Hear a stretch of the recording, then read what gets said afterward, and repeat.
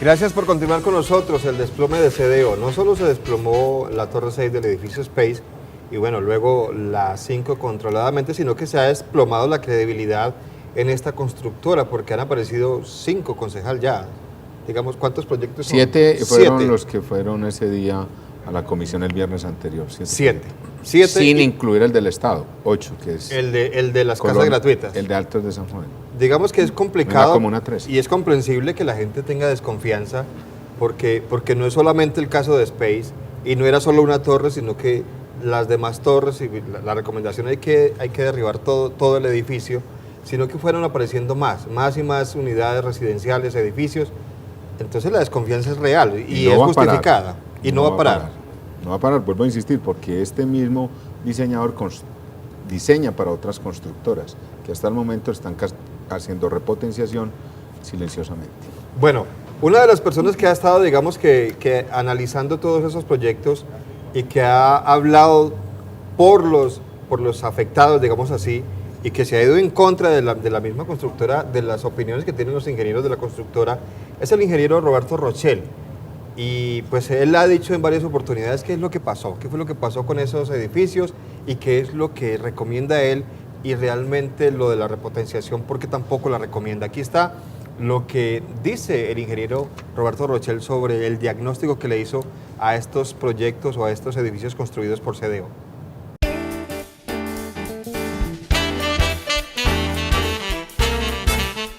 Bueno, yo he analizado 3 edificios y voy a analizar estos 2 para un total de 5. Los edificios que analicé es Continental Tower, Cerezos de Calazanía y Colores de Calazanía. De estos 3 edificios que he analizado, el único que está en capacidad de soportar el propio peso es Cerezos de Calazanía. Pero de todas maneras ese edificio requiere alguna intervención para a fin de rigidizarlo en la parte de cargas sísmicas.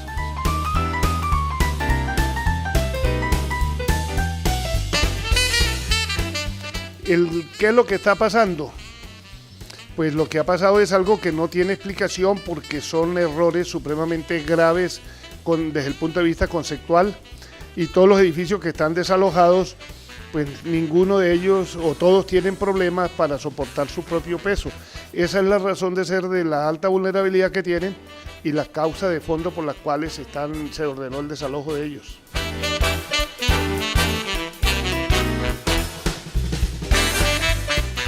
Hay que aclarar también esto, desde el punto de vista de ingeniería, yo siempre lo he dicho, todas las estructuras son repotenciables. Lo que pasa es que la opinión que tengo sobre estos 5 edificios es que son tan graves las fallas y hay que repotenciarlo para cargas verticales que hace que ese trabajo sea muy difícil. Bueno, es el ingeniero Roberto Rochel.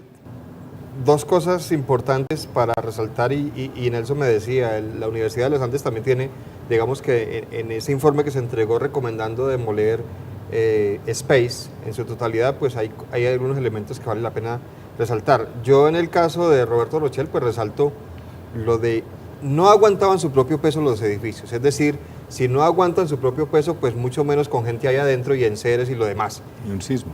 Y un sismo.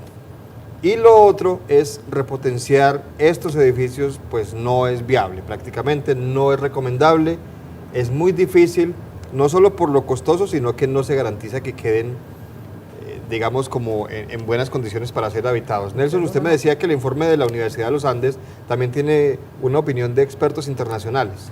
Sí, dentro de ese informe había el acompañamiento de 3 expertos internacionales, uno de Estados Unidos, uno de México.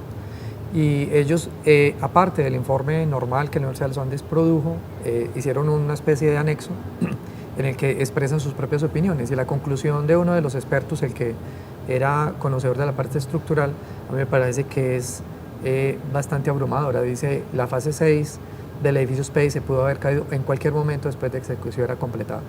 Porque justamente no solamente no cumplía, no era capaz con su propio peso, sino que no estaba ni siquiera al límite, estaba muy por debajo del límite de lo que podía soportar. Luego, el que se cayera era simplemente una consecuencia de cómo se construyó. En otras palabras, eso era inevitable, más o menos, siendo ya pues... Iba a pasar. Iba a pasar, tarde o temprano iba a pasar. Y de ese informe hay una parte que me parece, digamos, bonita y es que una norma de construcción es un contrato social en el que se busca preservar la vida. El no cumplirla es incumplir un contrato social para precisamente preservar el bien más preciado que tenemos. El no cumplirla significa y es efectivamente el desconocer el valor que tienen las personas, que tienen las familias, que tiene lo que nosotros, pues la vida misma.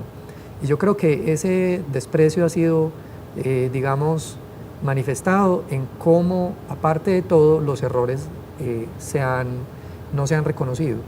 Porque también llama mucho la atención, como Dayana ahora mencionaba, lo que las víctimas reciben de parte de la empresa ha sido un silencio sepulcral en general. Después, incluso pues ya habiendo abierto una puerta de negociación, la forma como se cerró de una forma, llamémosla, insensible, porque básicamente se debió a que ponían las familias como carne de cañón de un proyecto inviable, muestra que pues la arrogancia y la falta de humildad de ciertos elementos de la sociedad, por no mencionar a nadie con nombre propio, dejan mucho que desear, y creo que nos hacen a nosotros repensar muy bien, no solamente qué estamos haciendo en cuanto a la ingeniería nacional, sino qué estamos haciendo en términos de la enseñanza y de la ética misma, porque ahí estamos fallando seriamente. Concejal, yo tengo para usted dos preguntas. Voy a hacerle la primera. ¿Por qué pasa esto? Es decir, ¿qué es lo que hace que ocurran estos accidentes y que esté ocurriendo con varios edificios el mismo problema? ¿Por qué cree usted que pasó esto? Yo creo que aquí hay unas responsabilidades compartidas, tanto del diseñador y el calculista como la constructora, el curador, pero una responsabilidad altísima del municipio de Medellín, que no cumplió con la norma de ley y la ley que le dice claramente que tiene que ejercer control, vigilancia y monitoreo, no solamente sobre la constructora y los diseños, sino también sobre el curador, porque el curador es un particular con funciones públicas. Él está delegando al municipio esa función al curador de aplicar el plan de ordenamiento territorial, pero también le dice que debe auditarlo y vigilarlo, y esa situación no se presentó porque se consideran intocables los curadores en la ciudad de Medellín. Además, el curador segundo es el que está a puertas de ganarse el concurso nuevamente para otros 5 años en la ciudad de Medellín, y ya con imputación de cargos por homicidio culposo, y exoneró a estas constructores. Y el otro tema tiene que ver básicamente con la situación que se presenta en toda la estafa inmobiliaria, que no es solamente esto, sino las falsas BIP. 70 de esos proyectos ya denunciaban la Fiscalía por fraude procesal y por estafa. El tema de la estafa inmobiliaria de alta gama también en varios proyectos, principalmente en el poblado de una constructora muy cercana al gobernador de Antioquia.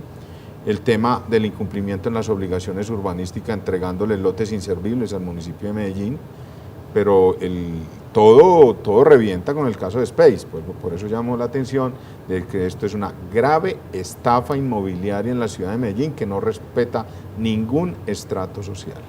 Lo que ellos buscaban, concejales, ahorrarse costos, es decir, acatar, digamos, las recomendaciones de un calculista, de un diseñador, para hacer unas construcciones al límite o por debajo del límite para ahorrarse plata. Lo que ofrecía Jorge Aristizábal, que para mí pues es un peligro para la sociedad donde esté, porque abusó de su posición dominante y de su importancia en el gremio, su prestigio, su prestigio, para ofrecer una hiperoptimización mediante la cual se disminuían los costos y se aumentaban las ganancias para los constructores en detrimento de la seguridad de las personas que habitaban esos proyectos. Para mí es supremamente grave esa fórmula. Bueno, decíamos al principio del programa que lo último que ha ocurrido pues es la imputación de cargos para estas personas. De la constructora está incluido el señor Jorge Aristizábal, Pablo Villegas, también tengo entendido, y otra persona de la constructora. Y también están los dos curadores, una curadora y el curador segundo, en diferentes épocas. Los dos son curadores. Los segundo estuvieron en diferentes épocas. Y bueno, esa audiencia se llevó a cabo hoy en la ciudad de Medellín y estamos viendo en estos momentos esa primera audiencia de imputación de cargos. Y bueno, lo que la gente espera, me imagino que Nelson, y bueno, usted todavía digamos que no han sido afectados como en el caso de Nelson y de las familiares de las personas que murieron allá, Dayana, pero lo que esperan, por ejemplo, los afectados de Space, Nelson, con esto es que haya justicia, y eso se lo hemos escuchado también a la hermana del joven cantor que murió allí. Justicia, ¿ustedes ven posibilidad de que haya justicia en esto después de que se hizo esta primera audiencia? Pues hombre, digamos que la fe que uno tiene que depositar en el Estado es que cumpla su función, ¿no? Y yo creo que justamente la administración de justicia pues es una de esas ramas que uno diría tendría un deber que cumplir aquí, no solamente en términos de lo que sucedió con las personas y los familiares con los que murieron y sus familiares, sino también con las personas que finalmente pues también hemos sufrido consecuencias, hay que decir menores porque por fortuna estamos vivos, pero también definitivamente muy perturbadoras y en la cual pues se han violado cantidades de derechos y tal, y unos vacíos jurídicos que el país yo no creo que haya empezado siquiera a pensar muy bien qué es lo que hay que hacer y qué es lo que hay que aprender de aquí, porque tenemos, como tú dices, pues la posibilidad de que al menos en parte haya justicia, por lo menos para los familiares de las personas que allí fallecieron, pero por ahora hay un montón de cosas que están todavía en el aire y honestamente yo diría en el Estado no se ve quién esté asumiendo el liderazgo y la vocería para justamente pues administrar justicia o por lo menos que como de esto quede un aprendizaje para el país, porque es que es lo que uno no nota. Ahorita creo que deben haber escuchado, se presentó al Congreso una ley en la cual se necesitaría un seguro para poder, digamos, construir de una forma, en fin, para construir. Después de la tragedia vienen todas las leyes. Exactamente. Y el punto es que yo no veo a nadie haciendo un debate sobre ingeniería segura, sobre buena ingeniería en Colombia. La Sociedad de Arquitectos e Ingenieros, el Consejo Profesional de Ingeniería, todas estas, la Asociación Colombiana de Facultades de Ingeniería, las facultades de ingeniería, nadie ha dicho ni mu sobre la formación de ingenieros, sobre cómo entiende uno a una persona de estas como colega. Unas horas antes del desplome de la fase 6 yo le pregunté a una ingeniera de CDO, porque mi madre estaba ese día en Medellín y venía de visita, y le pregunté si eso era seguro. 6 horas antes de que eso se cayera, me dijo completamente seguro. Entonces uno sí se pregunta cuál es la formación de esta gente. Los aprendizajes, tanto jurídicos como académicos, no lo hemos hecho, ni siquiera los hemos empezado a debatir. Y yo no veo en el Estado colombiano a nadie en la función de empezar esos debates. Básicamente es como, mire, un poco échenle tierra, esperen que pase el tiempo a ver si eso se va quedando ahí en el olvido, y que cuando quede en el olvido, entonces ahí sí seguimos la vida como si nada, hasta el próximo desastre. Yo creo que de las familias de Space lo que podemos decir es, no esperemos al próximo desastre, tenemos que intervenir, tenemos que hablar y tenemos que hacer las cosas ya. Dayana, ¿cuántas personas son las afectadas en estos momentos allí en Punta Luna 3? A ver, digamos que nosotros, para contestarte la pregunta, somos un caso diferente, más no quiere decir que no estemos igualmente afectados, porque pues nosotros no teníamos la oportunidad de ir donde el vecino, la persona que vivía de pronto arriba de nuestro apartamento, a decirle, bueno, vamos a unirnos. Nosotros como propietarios no nos conocíamos, no sabíamos quién había comprado. Entonces ha sido todo un proceso de poder ir ubicándonos como propietarios. Pero se están conociendo ahora. Exacto. Tengo entendido que el proyecto consta de 198 apartamentos en las 4 fases, pero más o menos vamos unidos hasta el momento más o menos unos 30 propietarios, que son los que hemos podido encontrarnos y se han podido dar cuenta de que ya existe un grupo. Punta Luna 3 es lo que todavía no está terminado, y usted me decía que ya hay unas fases que sí están terminadas. La fase 1 está prácticamente terminada. Realmente, pero no hay gente viviendo todavía. Es que no puede haber gente viviendo porque la obra está parada. Ellos no la pudieron entregar. Y a eso quiero yo como hacer un llamado basándome un poco en lo que habla el vocero de Space, y es que, o sea, nosotros deberíamos ser tan escuchados, porque es que nosotros podemos ser el precedente que no suceda lo mismo. Antes de que pase. Antes, exacto, porque deben cuidarnos, o sea, ¿cómo van a permitir que nos hagan cumplir con un contrato y comprar un bien que tiene riesgo? ¿Cómo pueden permitir eso los entes administrativos? Y yo me pregunto, o sea, lo mismo que hemos estado hablando acá en el momento, ¿hay un acompañamiento o hay una responsabilidad, hay un apoyo? Porque son dos cosas muy diferentes. y yo siento que ellos solamente se basan en un acompañamiento. Hablan de un acompañamiento todo el tiempo, nosotros necesitamos es una ayuda, que hayan dolientes por todas las familias que vemos afectadas. ¿Y cuál es digamos que el diálogo con la constructora? Usted me decía que no están de acuerdo con lo que ustedes están proponiendo, pero digamos, ¿sí hay posibilidad de hablar con ellos o tampoco, como en el caso de las otras personas, hay como esa cercanía, esa posibilidad de dialogar con ellos? Mira, no hay ninguna posibilidad. Las cartas que enviábamos eran contestadas por medio de un correo electrónico que no pasaba de 3 renglones, el cual decía no les concedemos el desistimiento ni la terminación del contrato, no hay devolución del dinero por ahora y vamos a esperar los estudios.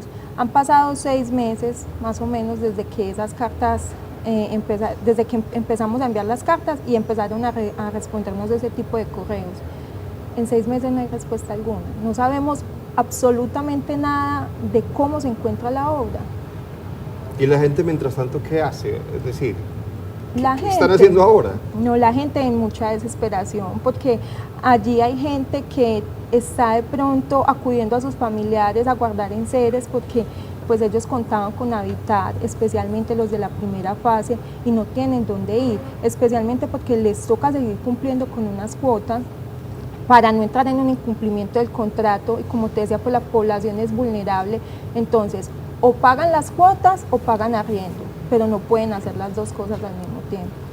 Muy bien, vamos a seguir hablando sobre este tema esta noche aquí en nuestro programa, pero eso será después de la pausa para comerciales. Ya volvemos.